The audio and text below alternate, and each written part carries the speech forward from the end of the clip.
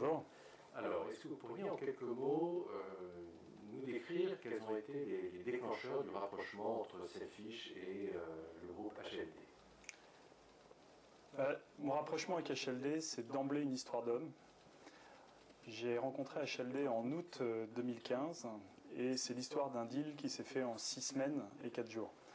Selfish était un moment critique de son histoire avec des actionnaires précédents qui voulaient tous sortir dans un calendrier dont j'étais pas vraiment maître.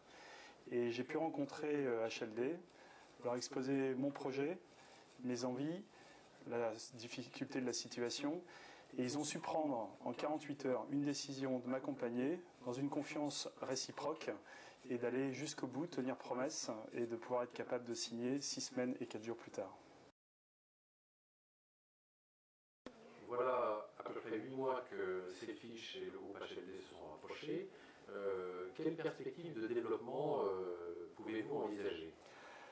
Alors le projet Selfish est un véritable projet entrepreneurial. Selfish est une société à forte croissance qui réalise un tout petit peu moins en 2015 de 70 millions d'euros de chiffre d'affaires dans un univers extrêmement agité qui est l'univers du digital.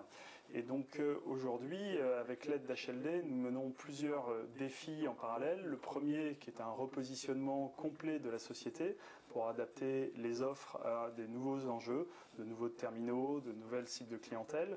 Ensuite, une poursuite de son développement international. On réalise déjà un peu plus de 50% du chiffre d'affaires de la société dans des nouveaux territoires et on a vocation à aller beaucoup plus loin.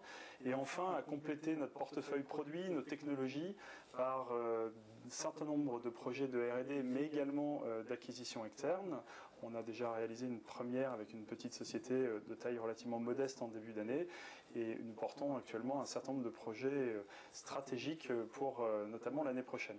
Et donc HLD nous accompagne dans ce projet à multiples défis, à la fois dans des conseils quotidiens sur le plan financier, mais également dans la prospective stratégique.